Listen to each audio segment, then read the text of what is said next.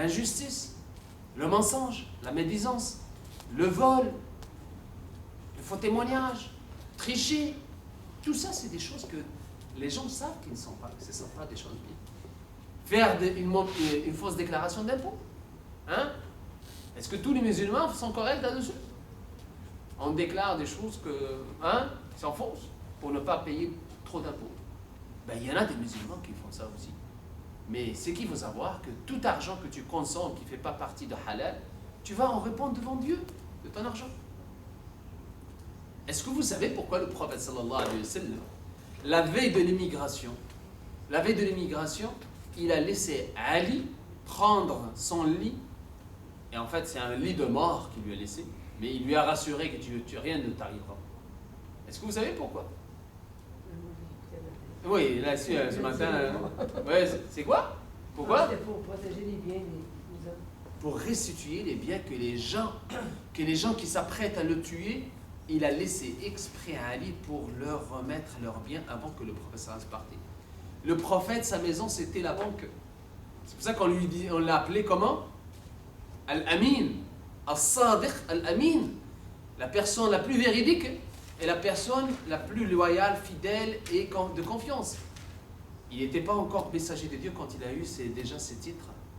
Et les gens, ils étaient en fait en pleine confiance de laisser leurs affaires chez le prophète.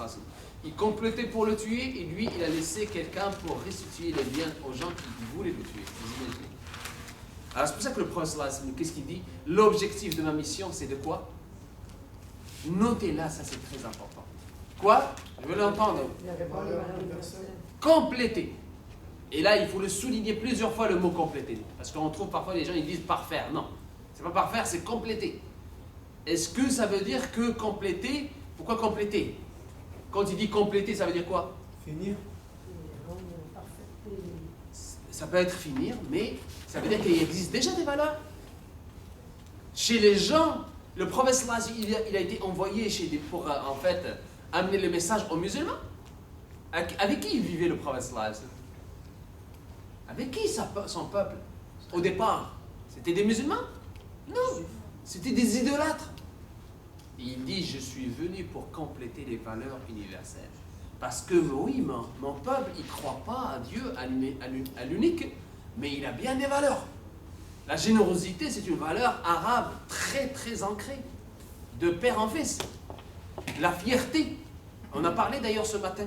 On a demandé à Abu Jahl, la tête qui a comploté pour tuer le prophète sallallahu alayhi wa sallam alors qu'il dormait. Et il a amené en fait toutes les tribus arabes, chacun va tuer d'un seul coup le prophète pendant qu'il est chez lui. Il a dit, après le lever du soleil, les gens attendent encore devant la porte du prophète sallallahu alayhi wa sallam et ils voient du trou de la porte, ils voient toujours qu'il y a quelqu'un qui est au lit. Et quelqu'un qui est venu par la suite a dit, faites quoi devant la porte du prophète Mohammed? Il a dit, on attend qu'il se réveille. Mohammed, moi, ça fait 3 heures, il leur a dit que je l'ai vu déjà loin de la Mecque. Et comment il est sorti? Comment il est sorti alors qu'il guettait la porte? T'es invisible. C'est Allah, il l'a rendu invisible. C'est le verset que vous pouvez lire dans Surat Yasin, le chapitre 18. Voyez-vous? C'est Allah, il leur a dit, Allah, il a mis un voile sur leurs yeux, ils ne te verront pas. Et qu'est-ce qui s'est passé? On a demandé à Abu Jahl, mais à chaque fois que tu voyais Mohammed dans son lit dormir, c'est qui a pris le lit de Mohammed sallallahu alayhi wa sallam? Ali, son cousin. Pourquoi tu ne l'as pas tué alors qu'il était dans son lit? Qu'est-ce qu'il a dit Abu Jahl? Vous voulez que les Arabes disent que j'ai tué quelqu'un qui dort? Où est-ce qu'il est ma fierté? Moi je veux qu'il soit en fait en face de moi, qu'on fasse la face à face. Voyez-vous, on ne tue pas de quelqu'un avec une action de lâche comme ça. Pour lui, déjà, c'est une valeur ancrée, c'est une valeur arabe. Donc l'islam, il est venu en fait compléter les valeurs universelles. Et avant, Marc, juste avant, je vais te donner la parole. Donnez-moi des... Est-ce que ici au Québec, quand l'islam, on parle de l'islam, la même chose s'applique? L'objectif de la mission du prophète est de compléter les valeurs qui sont dans ce pays. J'ai appris une valeur ici, dans ce pays, que j'ai appris jamais nulle part. C'est laquelle? J'ai appris le recyclage. C'est ici que je l'ai appris. C'est une valeur islamique, attention. La protection de l'environnement, c'est une valeur islamique. Mais je l'ai appris à pratiquer ici. Je n'ai pas eu la chance de l'appliquer ailleurs. Bien que c'est le recyclage, la protection de l'environnement, c'est une notion fondamentale en islam. Le respect, l'ordre. L'ordre, c'est islamique. Mais je l'ai vu ici, l'ordre. Les gens qui prennent la file pour prendre le bus. Les gens qui prennent la file pour acheter un ticket. Alors tu vas dans les pays musulmans, c'est pas la file. La guerre sur le guichet. Tous les bureaux d'administration, c'est comme ça. Tout le monde se tasse sur une fenêtre. Tout le monde veut se faire servir en même temps et personne ne se fait servir. Ah, bien sûr, il y en a, c'est pour ça qu'il y a eu beaucoup de corruption. Tout le monde est devant et il y a ceux qui donnent le billet vert, c'est lui qui pèse le premier. Le billet vert, c'est pas le billet de dollar canadien ou américain. Il y a d'autres billets verts ailleurs. Et c'est de la corruption qui a été installée comme ça.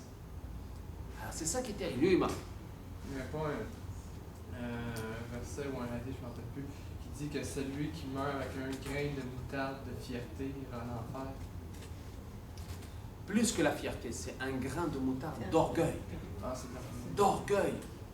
Parce que l'orgueil, c'est beaucoup plus fort que la fierté. La fierté, tu peux avoir la fierté musulmane. Je suis fier d'être musulman.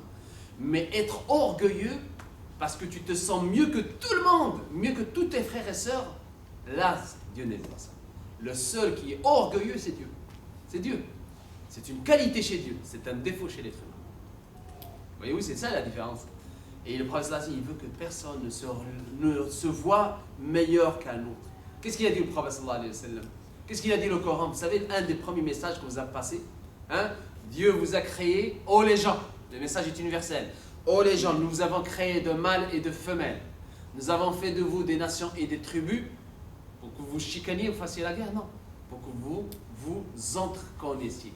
Le meilleur d'entre vous, le riche, parce que l'orgueil, ça vient d'où? La richesse, le pouvoir, l'estime que tu gagnes à travers ça, la position sociale. Il dit le meilleur d'entre vous chez Dieu, c'est qui? C'est pas tout cela, c'est le plus pieux. Pour ça, la compétition, c'est d'être pieux chez Dieu. Parce que toutes les autres affaires, c'est Dieu qui les donne. La richesse, le pouvoir, tout ça, il peut te le donner, il peut te le retirer.